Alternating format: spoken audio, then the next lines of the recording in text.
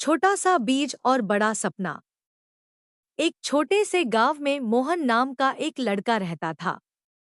उसका परिवार बहुत गरीब था।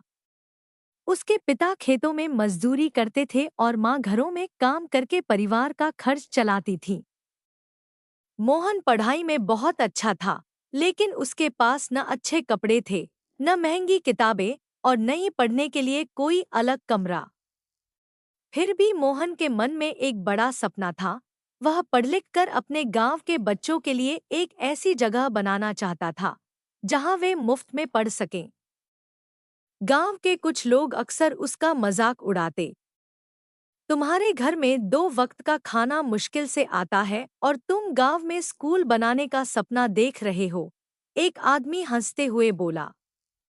मोहन कुछ नहीं कहता। वह बस मुस्कुराकर अपनी पढ़ाई में लग जाता। एक दिन स्कूल से लौटते समय उसे रास्ते के किनारे एक छोटा सा बीज दिखाई दिया। उसने बीज उठाया और घर के पीछे खाली जमीन में बो दिया। उसकी माँ ने पूछा, इस छोटे से बीज से क्या होगा? मोहन ने मुस्कुराकर कहा, माँ, मुझे नहीं पता इससे क्या होगा, लेकिन अगर मैं इसे बोऊंगा ही नहीं तो पेड़ बनने की संभावना भी नहीं होगी।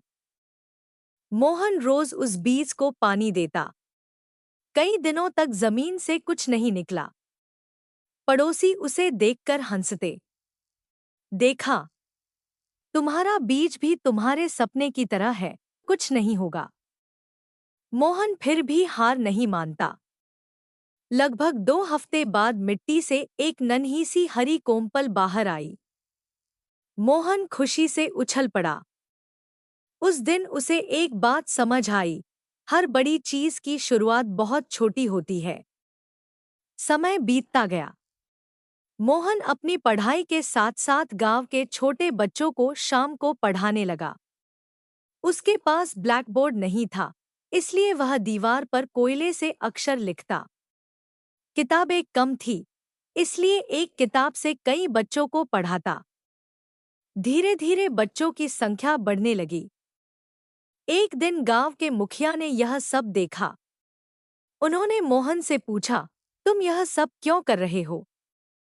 मोहन ने कहा, क्योंकि मुझे पता है कि गरीबी से बाहर निकलने का सबसे मजबूत रास्ता शिक्षा है।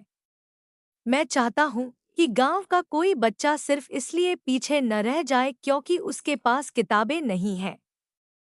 मुखिया उसकी बात से बहुत प्रभावित हुए। उन्होंने गांव के लोगों से बात की। किसी ने पुरानी किताबें दी, किसी ने लकड़ी दी, किसी ने चटाइयाँ दी और किसी ने थोड़े पैसे। कुछ महीनों बाद गांव के मंदिर के पास एक छोटा सा कमरा तैयार हो गया। वहां बच्चों के लिए शाम की पढ़ाई शुरू हो गई। जिस लड़के का कभी लोग मजाक उड़ाते थे, अब वही बच्चों को पढ़ा रहा था। उधर मोहन के घर के पीछे लगाया गया छोटा सा बीज भी अब एक बड़ा पेड़ बन चुका था। उसकी छाया में बच्चे बैठकर पढ़ते। एक दिन वही आदमी जिसने मोहन का मजाक उड़ाया था, उसके पास आया और बोला, मोहन, मुझे माफ कर दो। मैंने तुम्हारे सपने को छोटा समझा था। मोहन ने मुस्कुराकर कहा, आपने मेरा मजाक उड़ाया था, लेकिन उससे मेरा सपना छोटा नहीं हुआ।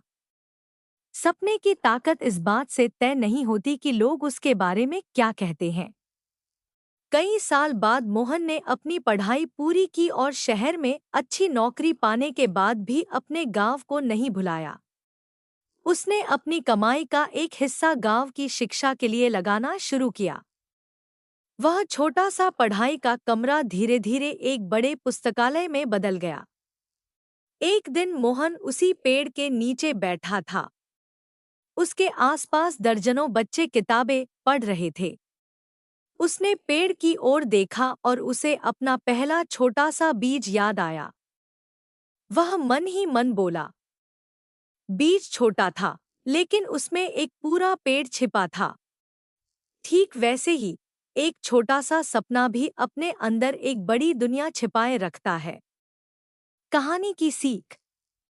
किसी भी बड़े बदलाव की शुरुआत छोटी होती है। लोग आपके सपनों पर हंस सकते हैं, रास्ते में मुश्किलें आ सकती हैं, लेकिन अगर आप धैर्य और मेहनत से आगे बढ़ते रहें, तो छोटी सी कोशिश भी एक दिन बड़ा परिणाम दे सकती है। इसलिए शुरुआत छोटी हो तो भी कोई बात नहीं, बस शुरुआत करना मत छोड़ो।